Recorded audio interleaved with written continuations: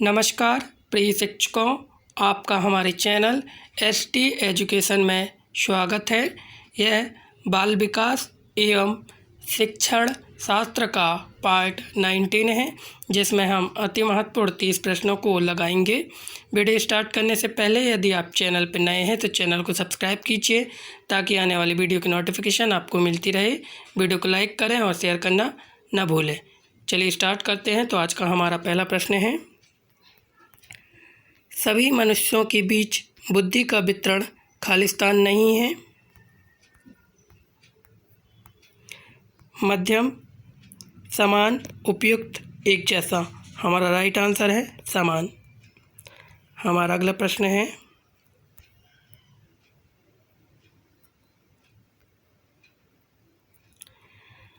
अधिगम के लिए एक प्रारंभिक आकलन का प्राथमिक ध्येय होना चाहिए।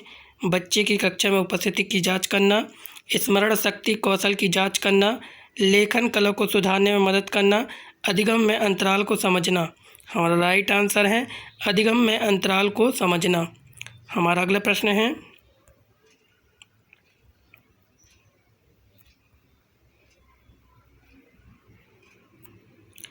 मोहन 13 वर्षीय 9वीं कक्षा का छात्र है जिसकी मानसिक आयु 16 है। वह अपने बुद्धि स्कोर के आधार पर किस प्रकार का बच्चा है? मूर्ख या मंद, प्रतिभावान, औसत से ऊपर, वरिष्ठ। हमारा राइट आंसर है वरिष्ठ। हमारा अगला प्रश्न है, मनोलैंगिक विकास की फ्राइडियन अवस्था को क्या कहा जाता है, जिसमें बच्चों को सोच के लिए प्रशिक्षित किया जाता है? अव्यक्तावस्था लेटेंसी, लिंग प्रधानावस्था फैलिक, मुखावस्था ओरल, गुदावस्था एनल। हमारा राइट आंसर है गुदावस्था एनल। हमारा अगला प्रश्न है, प्रगतिशील शिक्षा क्या है? इसमें मानकीकृत परीक्षण होता है, इसमें करते हुए अधिगम लर्निंग बाय डूइंग होता है, इसमें डेटा आधारित शिक्षा होती है, इसमें मानकों पर आधारित पाठ्यक्रम होता है। और राइट आंसर है इसमें करते हुए अधिगम लर्निंग बाय डूइंग होता है। हमारा अगला प्रश्न है, खालिस्तान को परिपक्वता कहा जाता है? पारिवारिक हस्तक्षेप, सांस्कृतिक प्रभावों के कारण एक परिवर्तन, प्राकृतिक जैविक विकास, पर्यावरणीय दबाव के कारण परिवर्तन है। हमारा राइट आंसर है प्राकृतिक जैविक विकास। हमारा अगला प्रश्न है, खालिस्तान अध्ययन को लागू करने के लिए अध्ययन किया जाता है, जिसमें से कुछ व्यक्तियों को कम से कम 2 लगातार अवसरों पर मापा जाता है।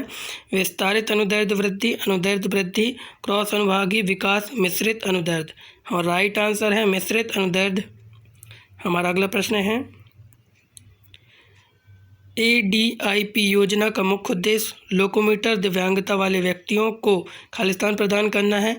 दिव्यांगता प्रमाण पत्र, रोजगार, शिक्षा, सहायक और उपकरण। हमारा राइट आंसर है सहायक और उपकरण। हमारा अगला प्रश्न है,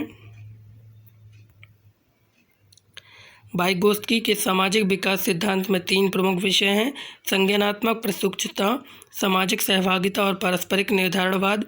संज्ञानात्मक प्रसूचता, वेद, परिधि, भागीदारी, समीपस्थ विकास का क्षेत्र। पारस्परिक निर्धारणवाद, प्रोत्साहन और दंड, शास्त्रीय अनुकूलन, क्लासिकल कंडीशनिंग। सामाजिक सहभागिता, समीपस्थ विकास का क्षेत्र, अन्य अधिक ज्ञान संपन्न। और राइट आंसर है सामाजिक सहभागिता, समीपस्थ विकास का क्षेत्र, अन्य अधिक ज्ञान संपन्न। हमारा अगला प्रश्न है, विचार विमर्श और उत्तेजना के बेहतर अवसर प्रदान करने के लिए क्षमता समूहन खालिस्तान के एक प्रकार का पृथक्करण है। वंचित, समान, पश्चवर्ती, प्रतिभावान। और राइट आंसर है प्रतिभावान। हमारा अगला प्रश्न है, बच्चों में भाषा का विकास इस सिद्धांत के अंतर्गत होता है? एकीकरण, एकरूप पैटर्न, निरंतरता, व्यक्तिगत भिन्नता। और राइट आंसर है एकरूप पैटर्न। हमारा अगला प्रश्न है, प्रत्यक्ष विधि को इस रूप में भी जाना जाता है? प्रत्यक्ष दृष्टिकोण, प्रेरणात्मक दृष्टिकोण, प्राकृतिक विधि, अप्रत्यक्ष दृष्टिकोण। हमारा राइट आंसर है प्राकृतिक विधि। हमारा अगला प्रश्न है, सहयोगी अधिगम में यह बेहतर है कि छात्र खालिस्तान के माध्यम से जाए? स्वतः आकलन, रचनात्मक आकलन, साथी आकलन, योगात्मक आकलन। हमारा राइट आंसर है साथी आकलन। हमारा अगला प्रश्न है, खालिस्तान को मापने के लिए क्रम निर्धारण मान रेटिंग स्केल का उपयोग किया जाता है। बुद्धि, अभिवृत्ति, उपलब्धि, कौशल। हमारा राइट आंसर है अभिवृत्ति। हमारा अगला प्रश्न है, निम्नलिखित में से कौन सा विकार एक अतिरिक्त 21वीं गुणसूत्र के कारण होता है? फेनिलकीटोनुरिया, डाउन सिंड्रोम, टर्नर सिंड्रोम, दरांती कोशिका आरक्तता, सिकल सेल एनीमिया। हमारा राइट आंसर है डाउन सिंड्रोम। हमारा अगला प्रश्न है, निम्नलिखित में से क्या होगा यदि पहले कार्य की उत्तेजना दूसरे कार्य में समानता से अधिक है? कोई भी स्थानांतरण नहीं होगा, स्थानांतरण का विस्तार न्यूनतम होगा, स्थानांतरण का विस्तार कम होगा, स्थानांतरण का विस्तार अधिक होगा। हमारा राइट आंसर है स्थानांतरण का विस्तार अधिक होगा। हमारा अगला प्रश्न है, निम्नलिखित में से कौन सा कथन प्रेरणा को अच्छी तरह परिभाषित करता है? किसी व्यक्ति की आंतरिक स्थिति जो व्यवहार को उत्तेजित करती है, निर्देशित करती है और बनाए रखती है। कठिन परिस्थिति का जवाब देने के लिए एक भावनात्मक शक्ति की स्थिति। अनुशासन प्रदर्शित करने की क्षमता।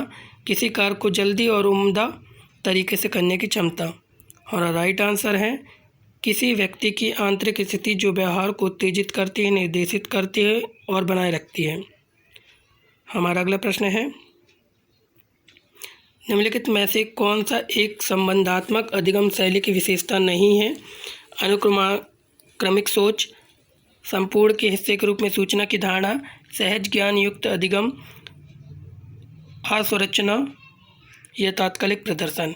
हमारा राइट आंसर है अनुक्रमिक सोच। हमारा अगला प्रश्न है, निम्नलिखित में से कौन सी थेरेपी माता पिता को अपने बच्चों के लक्षणों को नियंत्रित करने और प्रबंधित करने के लिए दी जाती है जिनके बच्चे विशेष रूप से आचरण विकार कंडक्टर डिसऑर्डर से पीड़ित होते हैं?